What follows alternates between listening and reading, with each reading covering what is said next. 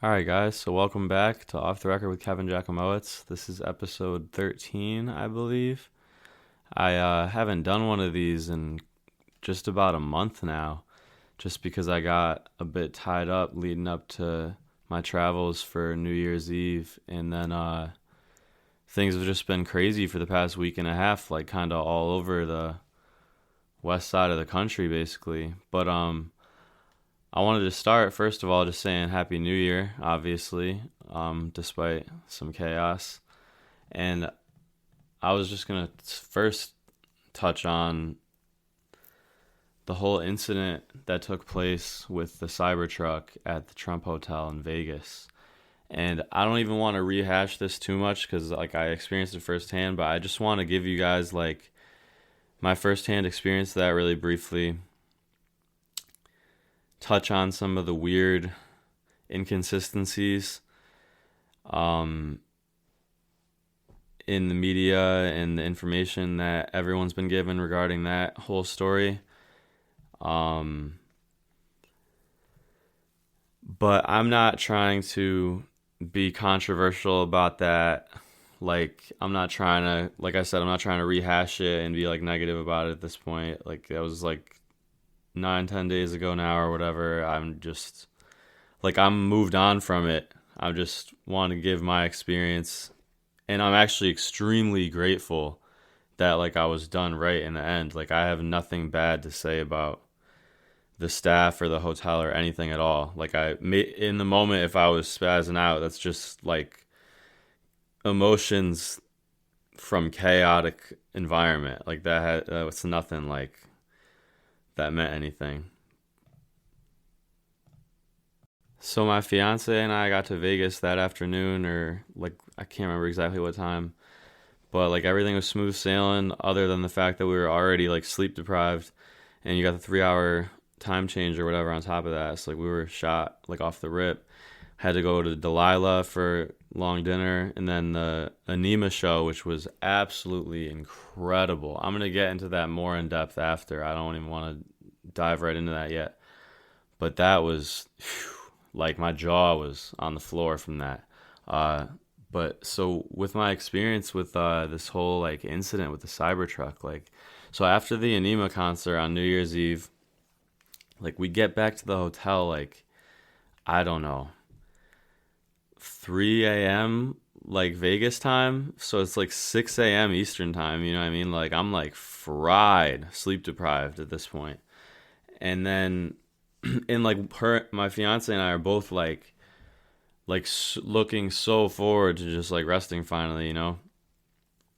And we are awoken 2 hours or just a few hours after going to sleep. I think it was 8:30 or so, maybe a little earlier Vegas time, when we were awoken. And so I think I might have woken up for a split minute or something, at least halfway from the explosion, but I didn't even know what it was necessarily that woke me up.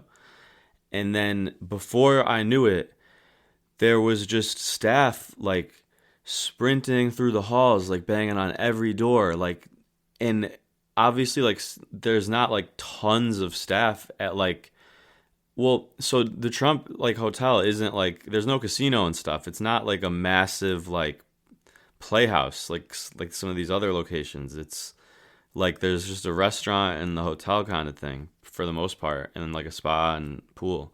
And no disrespect at all to the staff, it was a chaotic situation. It was out of everyone's control once certain powers take over the building, but to do their investigation or whatever, which I appreciate. I'm glad I'm safe. It was crazy, but so basically we're awoken that, the way I just told you, with the person ringing the doorbell, banging on the door, basically saying run, for your life. And I'm I had no clue what was going on. She was kind of talking half English, half some other language. I really don't even know. And my first instinct was that I was being accused of overstaying incorrectly.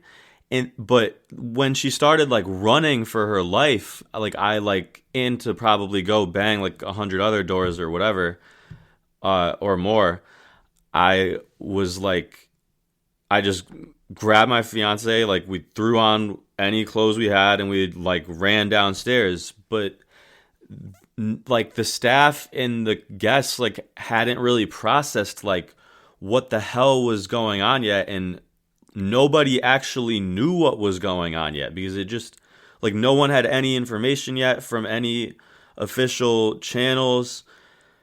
So like you're talking about just like hotel guests like hungover and half asleep, and like a somewhat like limited amount of staff like trying to maintain like an investigation level like serious like or like somewhat serious situation. I mean, I completely understand this isn't like anything remotely close to what's going on in LA. Like, don't think I'm trying to make like that type of comparison by starting with this or anything. I'm not. But I just wanted to give my experience there. So we're downstairs in like the lobby in like the back area, kind of near the elevators. For those of you that are listening that have maybe been there before, or maybe my friends that have been there with me or whatever, and like we're just like sitting there in like this cloud of like so I assumed that this was like my first thought for some reason was that this, and I was also like half asleep and hungover out of my mind. But my first thought is that this car must have gotten showered with fireworks overnight or something, and something happened to it, and it like went up or whatever. And but as time went on a little bit, and I got a little bit more information, I started to realize like something a little bit more nefarious or sketchy had taken place. But so yeah, we're sitting there for like, it could have been up to like 10 something, 15 minutes. And I'm not trying to like make accusations. Like it wasn't like the end of the world, but like, we're sitting there like just in a cloud of like, I don't know, like chemicals or smoke or whatever the hell, fuel, whatever he was using to do all that. And freaking, so we're all just sitting there like kind of covering our faces. Like there's just like a couple staff members like trying to figure out like what's going on, and basically like just acting as like security, like stopping people from like exploring, like going closer to the car, and like like being like in the literal middle of a crime scene, which probably was actually very smart of them, because if they allowed people to get near it, like the people probably would have been detained as part of the crime scene like for 12 hours, which would have been even worse than just being like, kicked out, which I'll get to momentarily. But so that whole thing happens where we're like held back in like that little back area for 10, 15 minutes. And then people kind of start like giving up because there's no like instructions yet, and not like the police that were there at that point, I assume were 100% focused on like the car and whoever was involved with it, rather than like the people inside of the building at that moment. I mean, I don't know. But so people, a few flocks of people began going back up to the elevators, which was also like a little bit problematic, because then everyone's like carrying up like this like smoke all, like up to the higher floors. Not that it's the end of the world, I guess, but it just like wasn't really the best like thing for the situation either. Like it's freaking people out, I think. And so then like a little bit of time passes, and I'm like a little like on edge and like irritable, and like trying to like figure out what's like going on and what we're gonna be doing here. Like, you know what I mean? Because I can already sense that like we're in a situation that's going to be like prolonged to some degree. And like in that moment, I was thinking days when it like all started hitting me. Well, maybe not yet at this moment, but like at this next part. And so we go back downstairs kind of by my decision to like try to like get a better sense of like what is going to like happen for us as guests and what we're supposed to do. And then at that time, like, I don't know what agency had, like, taken over the building. It's none of my business anyway, but at the end of the day.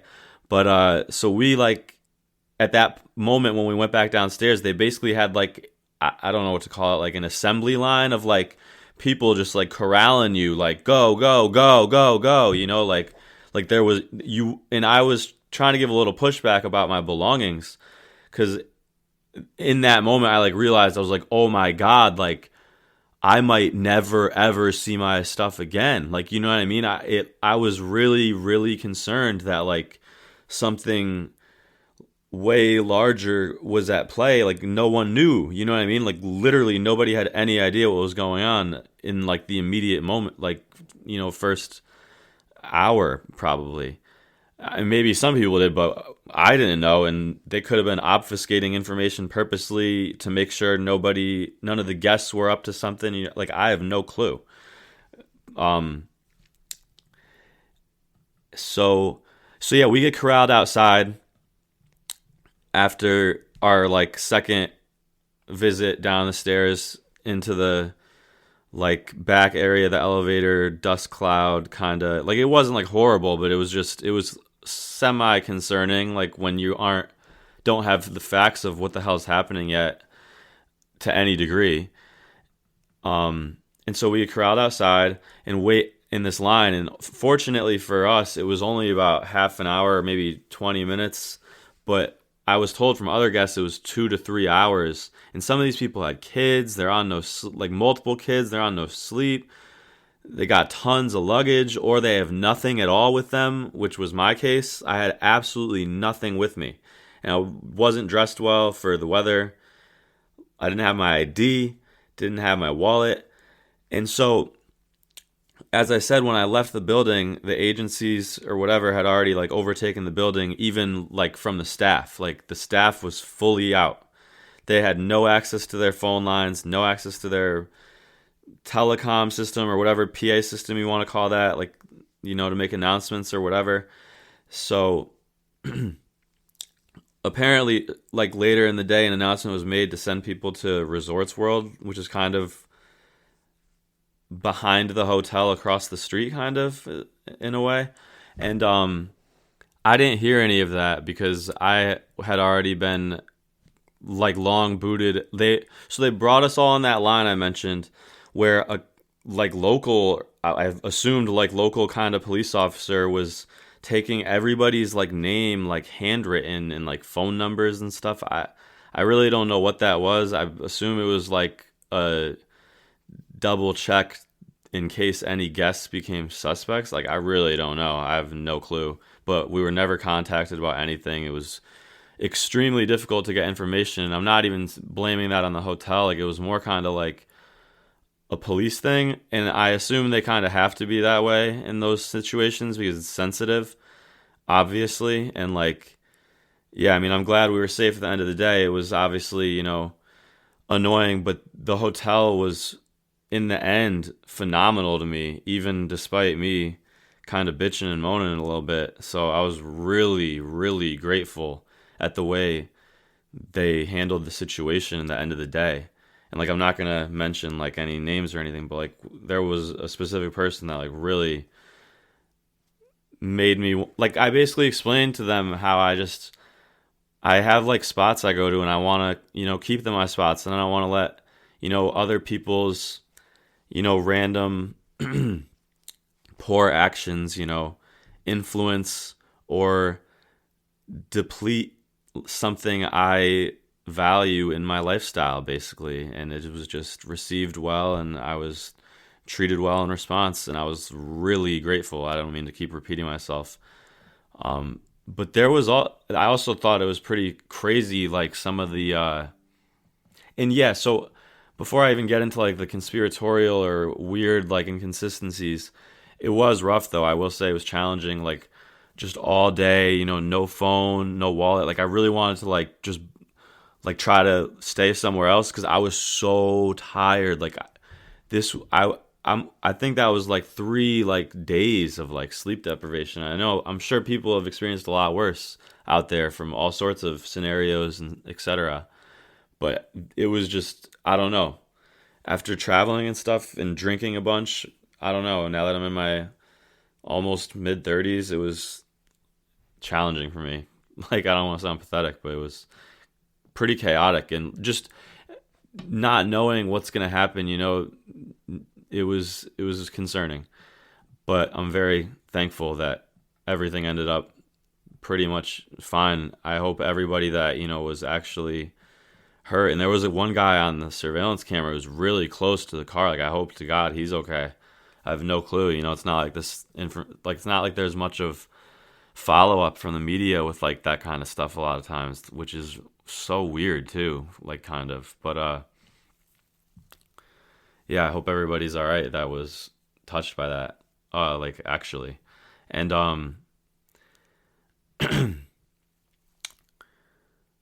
I will say it is weird the discrepancies or inconsistencies, like kind of with some of the footage and just what they're saying of his actions. Like how he took himself out supposedly, and like, but there's footage where you kind of just see the car go up and you don't really see him doing anything, and there's a lot of weird stuff there with like how the guy who went after Trump at the rally or whatever was on the BlackRock commercial, and then this guy who's doing the Cybertruck incident at the hotel was on some like History Channel game show, and then all like three of these recent guys, the dude in New Orleans, this dude in Vegas, and the dude at the golf course attempt on Trump, were all like involved with Fort Bragg, and like it's just weird like how much stuff is going on with all this stuff. And I really like I know they say how people like jump to conspiracies when they're like in a situation that is like unexplainable or like too crazy to be true or like all that kind of stuff, but I'm telling you, like when I went through that, like my immediate first reaction was that it was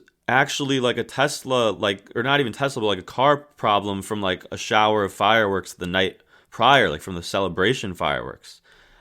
Because I don't know, it was just my initial immediate first thought. And then like as I went through the situation, and gathered more information, I just felt very like something was up. I don't know, just naturally. And I don't even want to go extremely much farther with that. But, there's like the whole Sean Ryan thing, for those that saw that, which was confirmed by like the police and everything, that was like a real email that he sent that guy talking. And he was talking about like crazy, crazy stuff like in there. And all these people are just accusing him of being schizophrenic. And I mean, I have no clue. Maybe he was, but it's like he was talking about like other countries having like gravitational, like I don't even remember the term, but he was saying some crazy stuff that's like concerning, because he was also saying it had to do with like the East. And yeah, I'm not even kidding, like this stuff. So I am like a little bit conspiratorial, you know what I mean? Like I embrace like the mainstream media, like not like, a maniac, but what I'm trying to say is like I like consume a little bit of everything, and I try to be like a little bit balanced. I try to, at least. And even like the crazy stuff on both ends, like I'll like take a glance at it. And my point is like anyone I ever used to see mention like MK Ultra or any of these like crazy, like, kind of like deeper conspiracies, like I would always just kind of like roll my eyes and just be like, yeah, whatever, like I'm not getting involved in this conversation. And like going through this and like then like reading up on that kind of stuff and like this, how they like activate these people and all this, like I'm like so convinced that like there are like serious powers at war with like the general public. And I guess that sounds like almost stupid, like to like not be aware of that. Like it's almost like obvious that that's been going on for like ever. But it just made me look at things in like a way different way, like almost immediately, like going through that. And even though I didn't, suffer like in any like real tangible like way at the end of the day, it's still just really like it shook me up a little mentally with the way I'm like looking at stuff, for sure. and had me on higher guard because I didn't, know what was up instantly. But before I go off the deep end with like dwelling on rehashing a potentially really negative situation, I'll tell you guys about my experience at the Sphere venue on New Year's Eve, which I planned I think 6+ months in advance. And it's so funny to me, at least. People might think it's like dumb, but I literally bought these tickets. I guess this sounds like stupid, but I kind of bought these tickets like solely off the marketing. Like I'm a huge geek with like robotics and AI and technology, and I always have been. Like one of my buddies literally used to call me Gadgets, like as a joke. Like, and I used to go crazy with like hacking my Xbox, like like everything. Like I'm really into technology, like for real. And so yeah, I saw that promotion marketing video of like the Eva robot punching the glass of the Sphere and shattering it, and like looking out over the city, and like the depth effects of the promo that they were taking from the external of the venue, where it like literally looked like it was like hanging over the street, and like just massively towering over like the street of cars driving by. And I was just like, this looks like it's like the craziest thing ever to me. I was like, this looks like it's like a Westworld like brought to real life like concert with like EDM in the middle. And I was just like, it just seemed right up my alley. I was like, I told my fiance, I was like, we have to go to this. And she even told me the other day, like in retrospect, how like when I was like telling her we got to do this or whatever, she was like looking at me like it was a dumb idea potentially, or just that it didn't look like worth it. Just because probably she didn't like, we both, I don't think she did. I didn't at least know like anything about this artist, and I'm sure other people out there did, but like I literally bought these tickets knowing nothing about this artist, like just purely being introduced to his music like in like that hour. Like, you know what I mean, of like that stuff being announced and like released for sale. And I couldn't even get a ticket at the what's it called, from the source, from Ticketmaster. I had to go to StubHub, which also had me on edge for literal months, because these guys don't even have to deliver the tickets till like 3 like days before, not even like 48 hours before the show. They're not like required to deliver the tickets until. So you literally got to sit there and like loan StubHub your money for like as long as the wait is from the sale date to the concert date, and just pray that the seller doesn't screw you for whatever reason. Like there could be a million reasons, it could be anything. Like something could happen to him, like just it could be in the middle of some crazy thing and he just can't deliver the tickets for 5 days because, like, you know what I mean? It's just like anything could happen. So I was like bugged out about that, but thankfully that all went smoothly. So like, shout out to, I mean, not shout out, but thank you StubHub for not screwing me over. And I honestly got amazing seats through StubHub. Like literally, we got section 407, row 1 at this Anyma concert on New Year's Eve. And man, when I tell you, this Sphere venue, like the external is so cool, obviously, and everything, and it's like a cool little, modern thing in Vegas. Have this little orb sitting there displaying all this artwork or promos and concert stuff, whatever. But man, the inside is way different than you'd expect. And I didn't look at any like footage or information of the interior of the venue. In regards to, I saw pictures of how the screen looks and stuff at the U2 concert or whatever, but I didn't look at anything in regards to like the interior of like walking around the venue. Like it is so much bigger inside there than you would expect from the outside looking at it, in my opinion. Like it's massive in there and it's steep, and there's like a infinite number of bars and like not restaurants but like little like food bar type joints. I don't even know, you know what I mean. But Yeah, that's a dope venue. Even before we walk inside to the seat to the concert venue, I'm telling you, that's like you could walk around in there for like 2 hours, and it's like you could just hang out in there and get drunk, and it's like lit. Like that place is nice. It's like really, really nice in there. And maybe I don't know, maybe I don't know what other people's opinions are, but I thought it was really beautiful in there and really cool and interesting and intriguing and etc. And I would highly recommend people go see a show there, like a good one, like the best one you can possibly get that goes right up your alley. Because I was considering I went to Vegas in October also for my birthday, and I was heavily considering uh, just doing like the Sphere experience, like the postcard from Earth thing, I think it's called, which is like their generic daily show or whatever. And or I was considering going to see the Eagles for a minute, and I was like, dude, like I can't go see the Eagles. Like I don't like even listen to their music, and I guess that's a goes against what I said earlier because I didn't really know Anyma's music either. But like it, the Anyma show made so much more sense for my personal music taste and like visual preferences.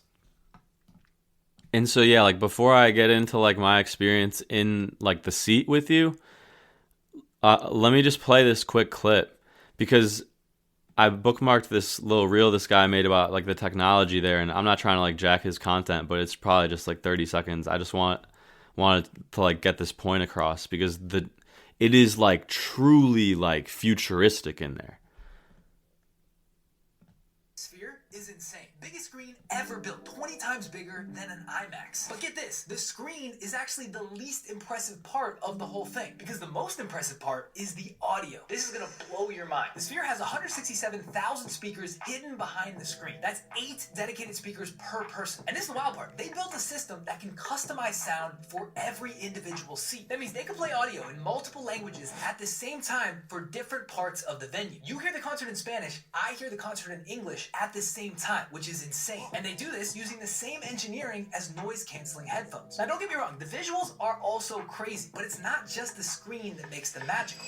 It's the camera. The Sphere is so huge and curved, they had to invent the world's most powerful video camera just to film for. This was their first attempt, 11 cinema cameras welded together. But it was way too hard to sync up and edit. So instead, they invented this, the Big Sky. Shoots in 18K. So yeah, like you got some absolutely like stellar technology in there. Like I hopefully you guys could hear that. But basically he's talking about how they have it's like 18 or sorry, it's like 70 times I think the size of like an IMAX screen or something. Like it's completely insane. There's like 167,000 speakers behind the screen. They got it like customized to the chairs, but anyways, enough like reiterating other people. So my personal experience at this Anyma concert on New Year's Eve, which I purposely bought that date at any like I actually got a really good deal. I got section 407 row 1, which is that's the top section, like you're all the way back like in terms of like tiers or whatever of sections, but I was first row, dead center. So it was like a completely unbelievable view of everything, in my opinion. And I saw other angles and stuff, and I thought the dance floor angle was actually really cool. But I will say the opening acts were a bit long, so I'd say if you're going to that whole show, like for me, that would be like you're standing for a while if you're getting that dance floor ticket. That's the only thing I would say. I mean, I know there's only one more show tomorrow on Saturday, Friday night and Saturday night. There's 2 more shows, I think. But yeah, I mean that show was special, man. So they had the 2 openers, and so New Year's Eve, this guy did not come out till 11:58 or 11:59 p.m. I couldn't believe it. I literally was expecting like him to just come out at like 11 p.m. and like just do like a little New Year's Eve celebration at midnight and like close out at like 12:30.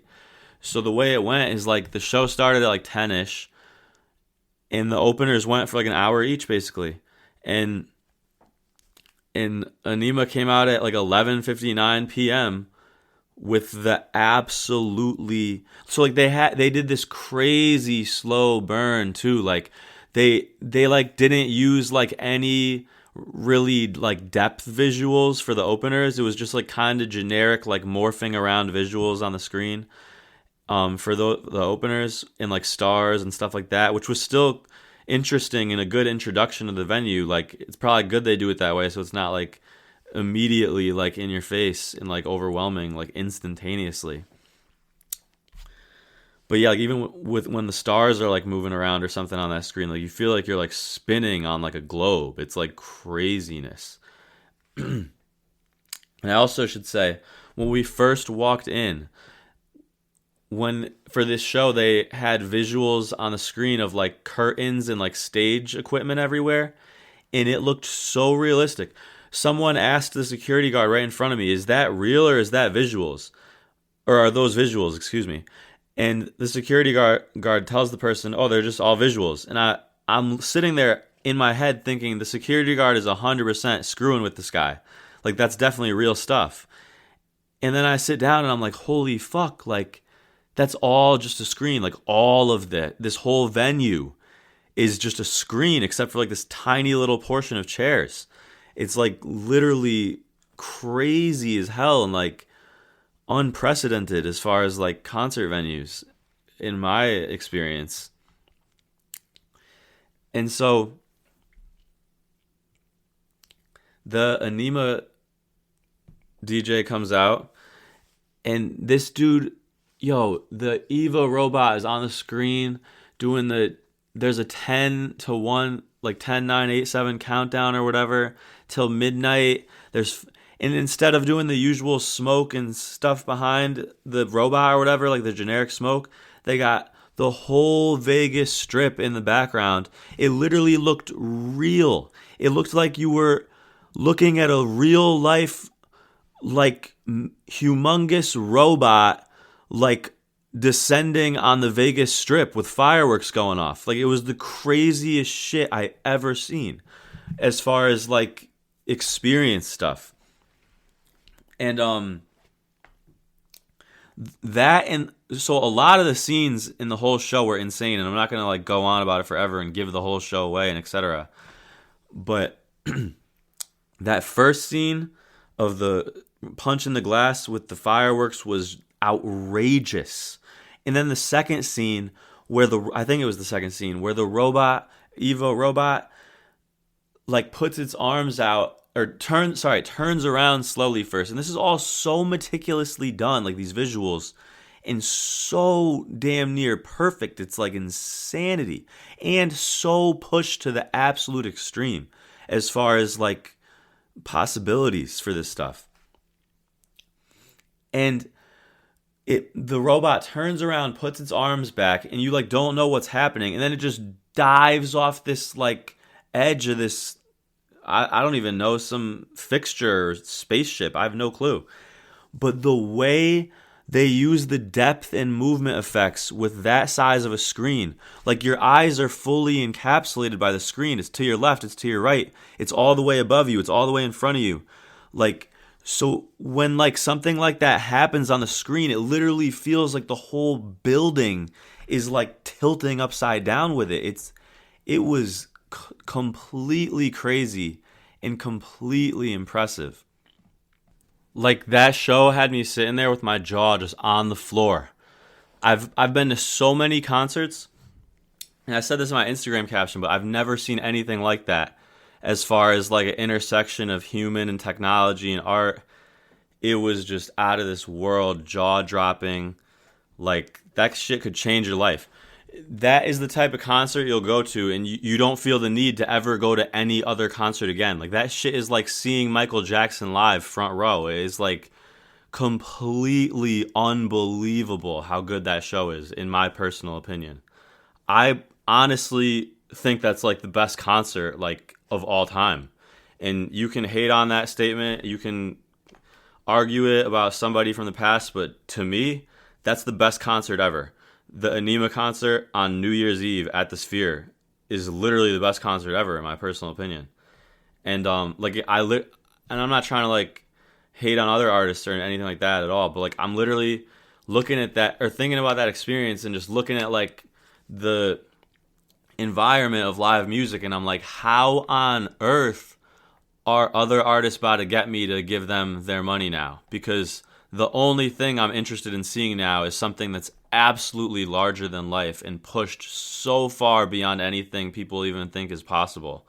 Like these other concerts are just like sing-alongs, pretty much. Like a lot of times, it's like that shit was mind blowing, man.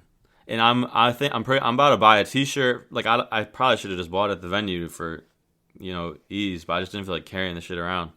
But like I that was so iconic to me. I'm obsessed with it, like literally. And yeah, like as far as like my expectations, like I had high expectations for this show, and I was actually like a little like weirded out when the openers were still going at like 11:50 p.m. and I was like, are they like not gonna do anything for midnight? I was like sitting there like, what the hell is going on? But then like the actual main event of the show surpassed my expectations by so far. Like I was literally mind blown. I'm still mind blown by that a little bit. It was that good, for real. Like that's worth your money. And yeah, by the way, I think I might have said this, but section 407, that's a real good spot if you can get like a front row. Front row of anywhere probably towards the center of the 400 sections or 300 sections is like prime real estate in the Sphere, in my opinion. And yeah, that show gives me a lot of hope for the future of the Sphere. I'm really curious to see what artists they bring there next. I'm really curious to see like what the next like big residency is there, because now they've set a bar that's like out of this world, and people in those music communities are aware of this, and it's like I think other people might start trying to live up to that a little bit. But he's got something really cool going on there, and I'm really impressed by how he kind of came out of nowhere, like right into the mainstream. Like I know he was doing this stuff for a few years now with the whole story of the robot and everything, but like he kind of just went from like that was a big event. I feel like for him, I feel like that's a lot of mainstream attention that he wasn't possibly getting prior to those series of shows. And yeah, I'm excited for the future of the Sphere, and I hope I can see another like major event like that one there, because like I don't want to go see like just a basic like chill show there. Like I want to see something like that makes me feel like the building's like flipping and stuff, like, and just like the robotics AI aspect and the story that I told was just awesome. I loved it. It was phenomenal. Highly recommend. Even watch it online if you have to. The whole thing online, like it's so dope.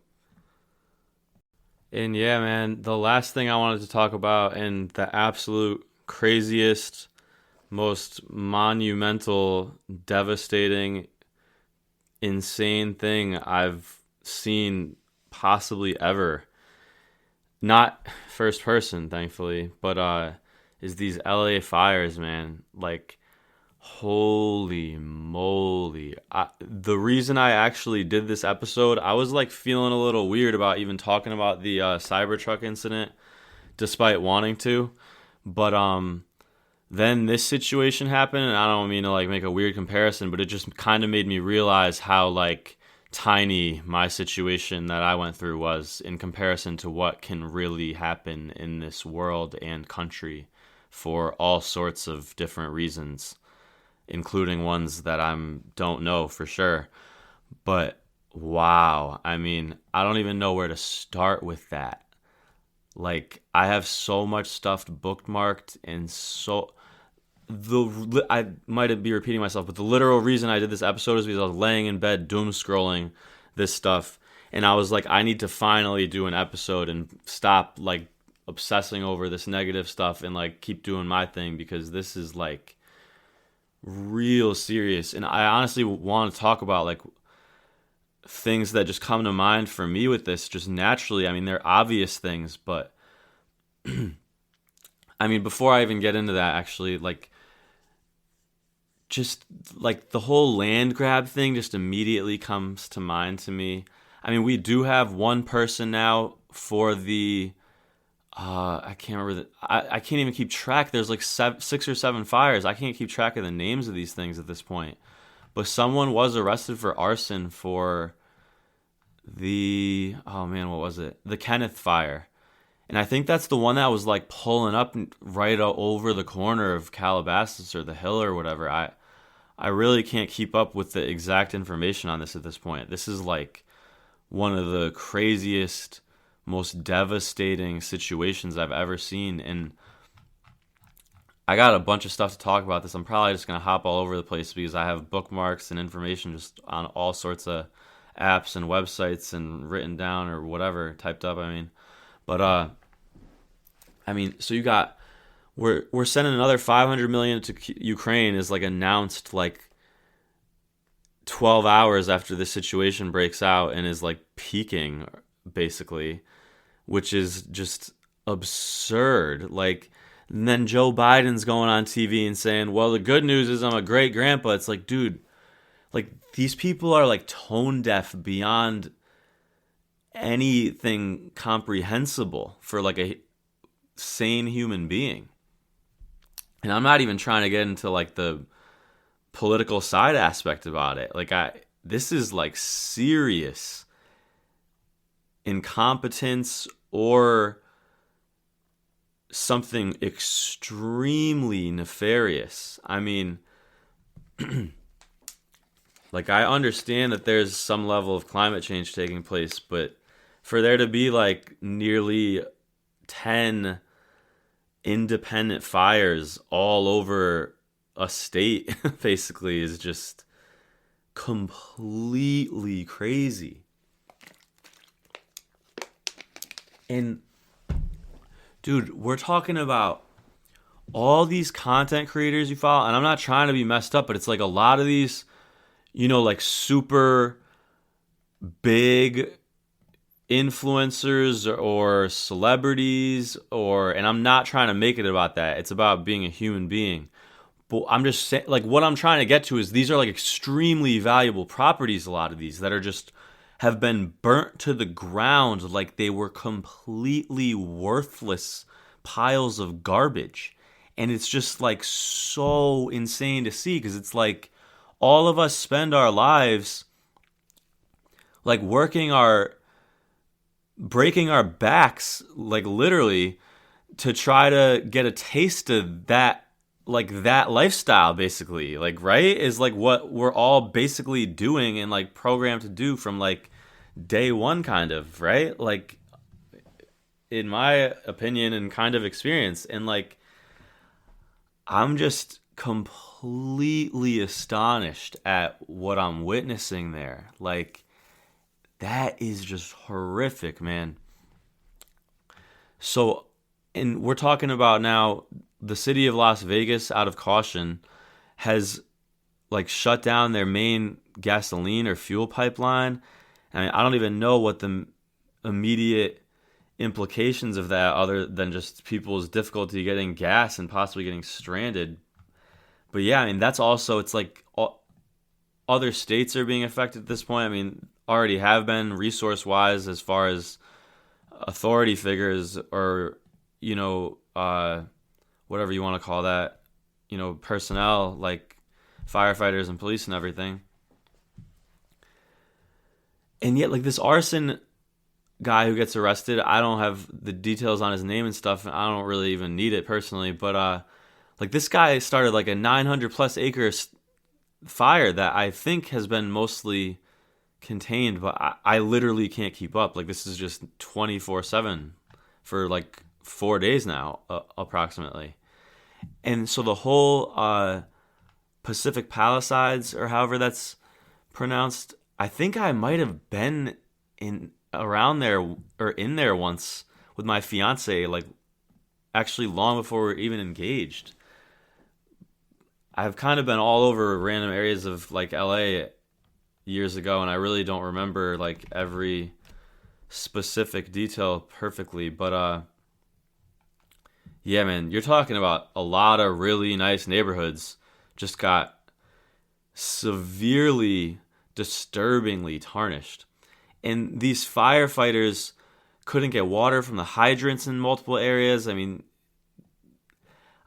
my concern here, like, just my like immediate gut concern just watching this is like people are, first of all, people are in their houses that are on fire, like taking videos. It's like, you guys need to run for your lives for like 8 hours straight. And I'm like not even kidding or trying to be rude or insensitive or anything. It's like, this isn't even a time, like you can't even have emotion like in that moment. Like, you have to be like a machine and just run and be out. Like, and I'm not saying I would have done any better necessarily. Like, we're all just human, and just, like, it's like I most likely would have sat there and videotaped everything and tried to protect my house to the absolute last second too, possibly till the point that there was nothing left of me, literally. So I'm not hating on anybody. I'm just astonished by the situation itself. And yeah, there's so many crazy effects that you just don't even expect from this that are going to be so weird and popping up all over the place. And like, my first couple like immediate concerns that I meant to get to a moment ago are just, so like, people are taking the videos and everything of the fire in their house, like, oh my god, emergency. And like, I don't think people are immediately expecting, and me myself neither, expecting it to become as massive and widespread and insanely dangerous for such a mass amount of people as rapidly as it does. And so then you have like what I would call like stage or chapter 2 or 3 of this, which are like the looting and chaos, which could potentially take place, which I'm not encouraging or supporting at all. It's like, this is insane. Like, as a country, literally, we need to like unite, because shit is crazy out here. And nobody's coming to save us at all. Like, we need to like work together, like literally, as like the general public. Like, it's like not even a joke at all at this point. And freaking,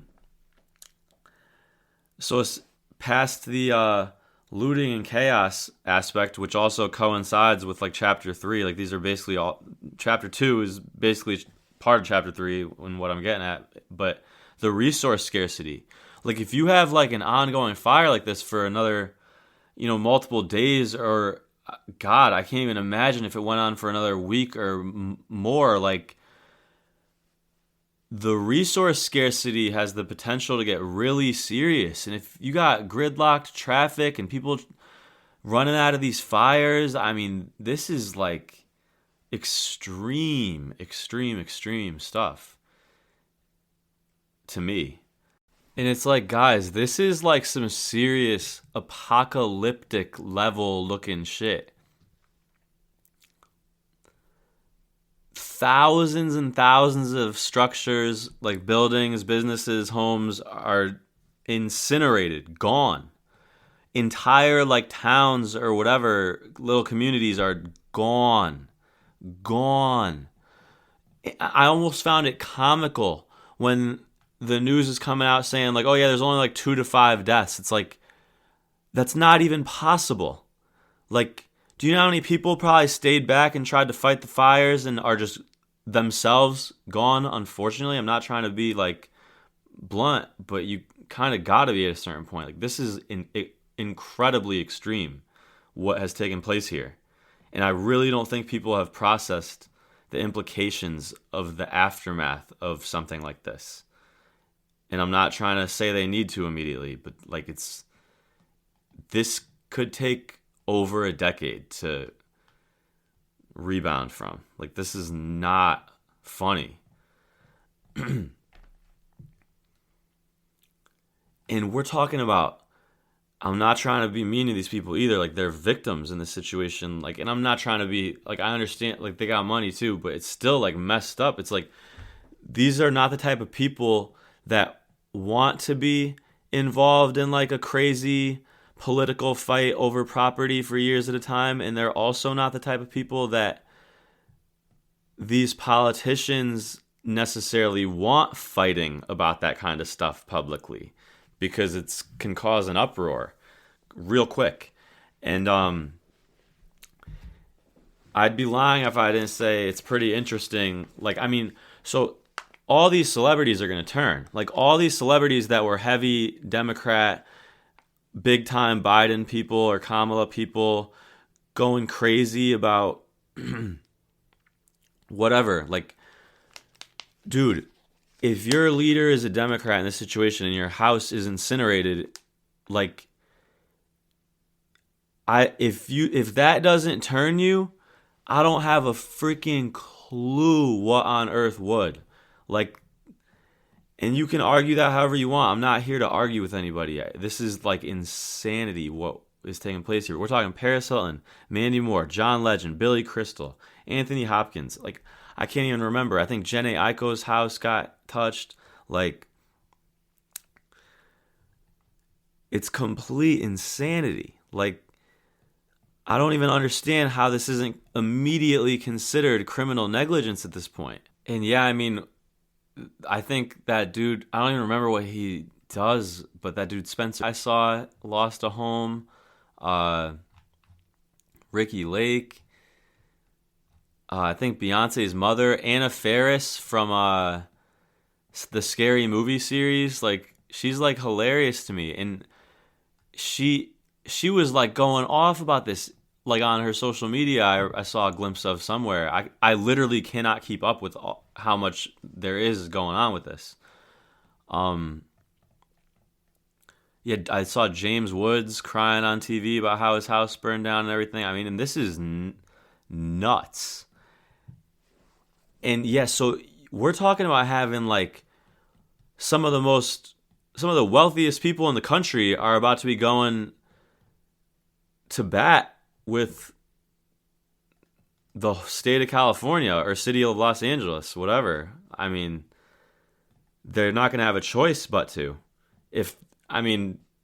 Depending on their personal situations. I mean, tons of these people might have all the money in the world to buy 100 more of these houses, but I find it hard to believe anyone's okay with this happening to something they paid for, like such as an asset like a waterside Malibu property for $30 million or something. It's like, that's like, these are, oh my God, this is so unbelievable to me how crazy this could freaking get. And so yeah, I mentioned the whole thing about like the news saying like only 2 dead at first, and how I just found that completely impossible. And now they're saying at least 10 apparently. Whole neighborhoods destroyed, distraught residents flee. And yeah, it's like I'm really worried about these people. Like what are they supposed to do? You know, it's like we got a serious disaster on our hands as a country. And dude, they're talking about like other states having extreme, like, severe risk right now. I don't even want to say the names of the states because I'm not trying to like wish like anything bad on any like area or send any energy anywhere. But like, this level of devastation is such criminal negligence. Like, this is serious lack of leadership, man, to put it as simply as possible. I'm reading a story right here from less than an hour ago about a firefighting aircraft just collided with an illegally operated drone. An aerial firefighting aircraft collided with a drone flying in restricted airspace over Palisades Fire on Thursday. The mid-air collision is now under investigation by the FAA, which says the firefighting aircraft landed safely, thank God. But that's probably somebody just taking video, like people clout chasing. But it's like, this is what I'm saying. It's like, dude, people are like going to these areas and like taking videos. Like, even the newscasters, I'm like looking at them. I'm like, yo, like y'all gotta get out of there. Like, if I was in LA right now, if I was in California right now, I would be out. I'm not even kidding. I'm not saying you gotta take my advice. My advice don't mean shit. I have no authority over nothing. But man, just off of how like I felt in the situation I went through in Vegas, I cannot imagine what this is like, because this is, you're at risk of getting trapped, like, and just like, this was like my biggest fear when I was sitting there in Vegas, was like complete loss. Like, you know what I mean? I was sitting there like, is there something way bigger at play? Like, is there about to be complete loss? I was like completely panicked, and I'm just like looking at this situation like just astounded. And I know I'm repeating myself over and over, but I feel like it's warranted, to be honest. And there's so many layers to this, I can't even get to them all. Like, the Biden administration is coming out and like promising they're gonna like 100% take care of everything. It's like, Biden's out of here in like 10 days. Like, they're literally like creating like a freaking uncurable disaster for, so just like, Trump's presidency is already underwater. It's like, what in the world is he gonna do to fix this? Like, one person, a million people can't fix this. One person can't do anything. Like, it's like, this is so bad. And it's also like, anyone who's, you know, I can't imagine like people that just moved in out there like a few days ago or that day, or people having a wedding planned out there. It's just any of this stuff. And obviously being a property owner, or just being near it right now and like being paranoid. Like, not like, I wouldn't be able to sleep for a minute if I was anywhere near this, man, at all. I swear to God, I would get my stuff and just on foot or in a car, I would be running for my life. Either or. There's no doubt about it in my mind. And just like continuing on like that semi-political point, it's like, who is held accountable for this? And you already know like these people are going to try to do anything. Everyone that could be held accountable for this is going to do everything imaginable to not be held accountable for it, as they already are doing. And it's just so alarming. And I literally don't have the words. I mean, the videos of these people crying in front of, you're talking entire neighborhoods. Like, what in the world happens when none of these people can get gas? None of these people can get food. None of these people, like, all the water runs out. Everyone's going insane because they haven't slept in days or weeks. They can't eat. They can't do anything. They can't get anywhere. They don't have a house. They're distressed. They're psychologically overwhelmed. This is so dangerous. It's not even funny. And yeah, man, it's also like the amount of evidence for random cases that's probably been destroyed. I mean, the amount of just stuff in general that's been destroyed. The amount of crime that's probably going to go on, just totally unresolved, totally no way to keep up. Just everyone's stretched way too thin and worried about just survival at this point. You know, I can't imagine. I really, really worry for these communities. I'm sure like a lot of the extremely wealthy people will be okay, but I'm sure there's people involved in this that aren't extremely wealthy, and it's like they don't have the money to go buy 10 more, vacation homes that cost millions of dollars, or however, it doesn't matter how much. Yeah, it's bad. And yeah, people are doing all sorts of crazy shit to try to protect their stuff. Like, there's videos of crazily multi-million dollar rare cars in Burger King parking lots in random ass areas. Joe Rogan and Mel Gibson, I actually listened to that whole 3-hour podcast today. It was actually really good, and they talked a little bit too themselves about this ongoing situation and all, Gavin Newsom's false promises regarding it, and etc.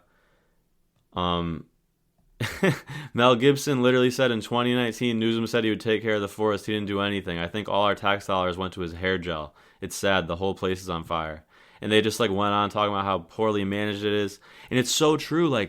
They literally go on TV and just pretend everything's fine. And it's this guy was on TV yesterday with someone's burning business or house just right behind him. It's buddy, You should be like trying to put that out. Like you're in charge.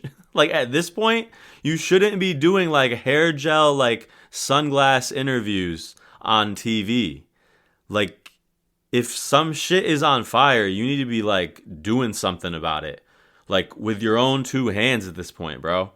Like it's that bad. And there was critical infrastructure that came. I'm not sure what actually ended up happening with that, but the Eaton fire near Mount Wilson came like literally a foot or two away from taking out like severely critical like police, radio, and etc. infrastructure. We had a woman, I mean, this almost looked like oddly like staged.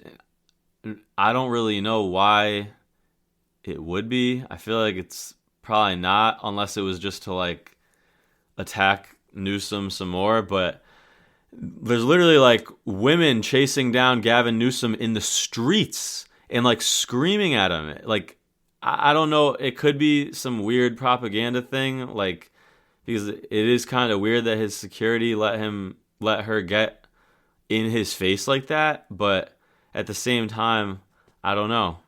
Could just be all natural. I really don't know. And last night in Studio City, you had that crazy situation of everything getting engulfed.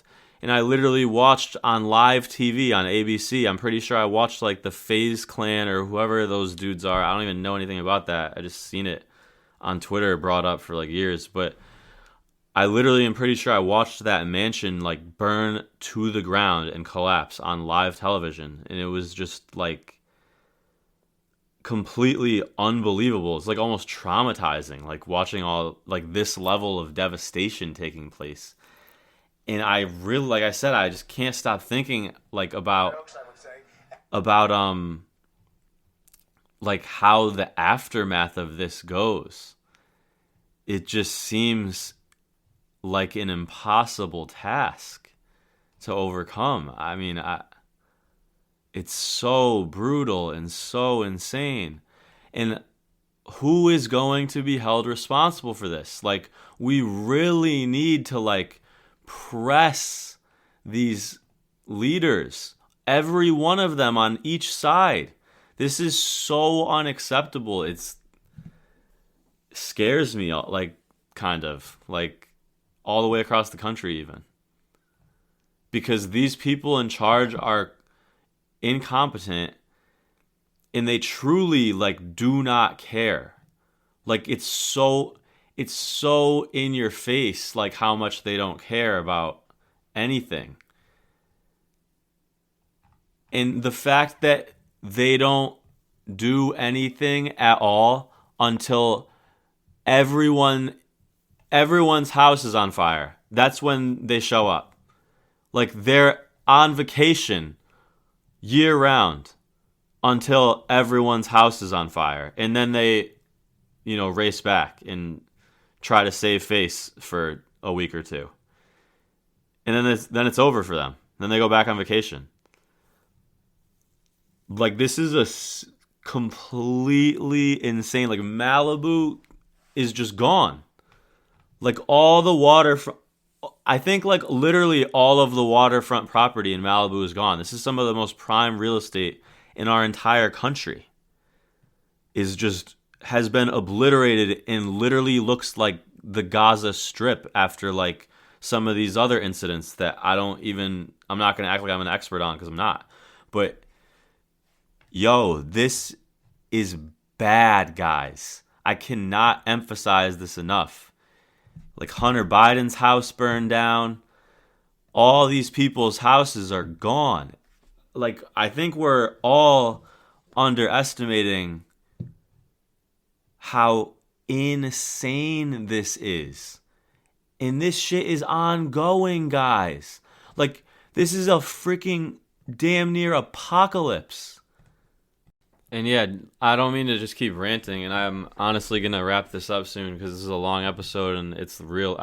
I pushed myself to make this episode because all this stuff going on honestly didn't even make me want to like talk about it. But at this point, like, I truly feel like, I don't know how, but people need to like, we need to fight back and unite as a country, because what's going on against us as the general public is out of control and completely like hard to comprehend.